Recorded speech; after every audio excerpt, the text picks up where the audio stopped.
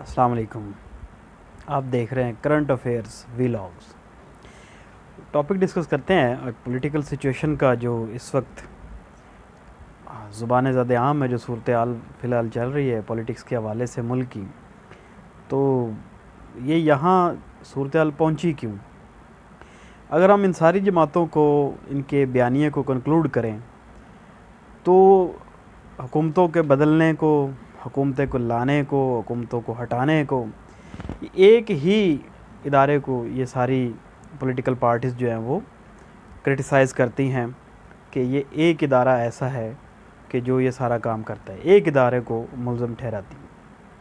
मेरा सवाल है इन पॉलिटिकल पार्टीज़ से कि जब ये सारे उनके साथ होते हैं, उस इदारे के साथ होते हैं, तब इनको उनमें कोई खामी नज़र नहीं आती, तब वो पैट्रियोटिक भी होते हैं, तब वो जरी जवान भी होते हैं, तब उनकी शहादतें भी कबूल हैं, तब सब कुछ ठीक होता है, तब सेम पेज होता है।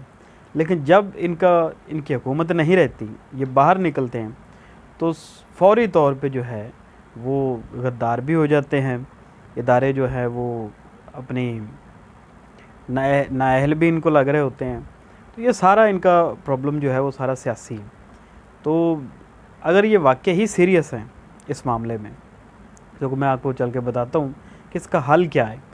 ये सारी सियासी जमातें हैं, आप पीपल्स पार्टी को ले लें, आप PMLN को ले लें, आप तहरीक इंसाफ को ले लें, ये सारी जमातें जो हैं वो एक नारा लगाती हैं कि इदारे जो हैं वो अपनी हद में रहें, इदारे अपनी आइनी हदूद में रहें और वहाँ रहकर वो काम करें। तो मेरा इनसे एक सवाल है कि अगर आप वाकई ही संजीदा हो कि इदारे अपने आइनी हदूद में रहकर काम करें, तो आप लोग खुफिया मुलाकातें क्यों करते हो? जब ये खुफिया मुलाकातें ख़ुद करते हैं और ख़ुद बताते हैं और ख़ुद कहते हैं कि वो इंटरवीन करें, वो आके कोई मामला इनका हल करें, इनको सपोर्ट करें, तो फिर वो अपनी आइनी हदूद में कैसे रहेंगे? आपने ग्राउंड तो ख़ुद उनको पेश किया ना, तो वो फिर आके खेलेंगे। तो जब आप ग्राउंड उनके लिए छोड़ देंगे तो वो फिर खेलेंगे जैसे उनका दिल करेगा। तो अगर आप लोग वाकई ही संजीदा हों तो एक ऑप्शन ऐसा है कि जिससे इदारे अपनी आइनी हदूद में रहकर काम कर सकते हैं। उस एक ऑप्शन पे ये सारी सियासी जमातें गौर करें, जो भी हुकूमत में आए वो इस ऑप्शन पे आके गौर करेगी, तो ये मुदाखलत जो है, ये इदारों की मुदाखलत पॉलिटिक्स में, वो ख़त्म होगी। वो एक सलूशन क्या है?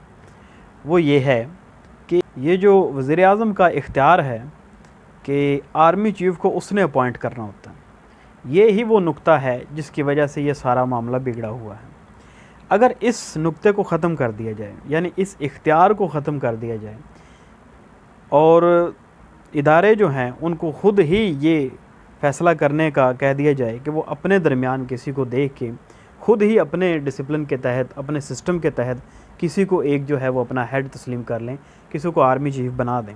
फ़ौज की मिसाल ले लें तो जैसे मिसाल के तौर पे सुप्रीम कोर्ट में होता है, सुप्रीम कोर्ट में कभी ख़ुद हुकूमत ने, हुकूमत वक्त ने या वज़ीर-ए-आज़म ने कभी ख़ुद जो है वो सुप्रीम कोर्ट का चीफ़ जस्टिस नहीं लगाया। वो इदारा है, वो आज़ाद है, वो ख़ुद ही अपने ताईं जो है उनका सिस्टम है, उसके हिसाब से उनका चीफ़ जस्टिस जो है वो बनता है और वो अपनी मुद्दत पूरी होने पर रिटायर होता है, उसके बाद दूसरा बनता है। यही सेम सिस्टम अगर फ़ौज में किया जाए, आर्मी में किया जाए कि वो अपना आर्मी चीफ़ जो है वो ख़ुद ही मुंतखब करें, यानी उनमें तो मोस्ट सीनियर पर्सन होगा वो उनका आर्मी चीफ़ होगा, या जैसे भी उनका जो भी मेरिट का हिसाब है उस हिसाब से वो ख़ुद ही अपना आर्मी चीफ़ जो है उसको अपॉइंट करें। तो अगर ये एक इख्तियार वज़ीर-ए-आज़म का ये ख़त्म कर देती हैं हुकूमतें कि आर्मी चीफ़ को वज़ीर-ए-आज़म ने अपॉइंट करना है, तो क्योंकि ये सारी जंग इसीलिए है ना कि इस्टेब्लिशमेंट भी सपोर्ट करती है पार्टीज़ को कि अगर ये आएंगे तो फिर आर्मी चीफ़ कौन सेलेक्ट होगा, वो कैसे करेंगे, वो सारी भाग दौड़ इसीलिए है कि ये एक इशू है कि वज़ीर-ए-आज़म ने आर्मी चीफ़ को सिलेक्ट करना होता है। तो अगर ये इख्तियार वज़ीर-ए-आज़म जो है वो उसका ख़त्म कर दिया जाए और इदारे को ख़ुद ही इसका पाबंद किया जाए कि वो अपने तहत आर्मी चीफ़ ख़ुद अनाउंस करें, अपने तहत उनका जो सिस्टम है उस हिसाब से बने, तो उनकी सारी मुदाखलत जो ये कहते हैं कि पॉलिटिक्स में वो करते हैं, वो सारी की सारी मुदाखलत ख़ुद ब खुद ही ख़त्म हो जाएगी।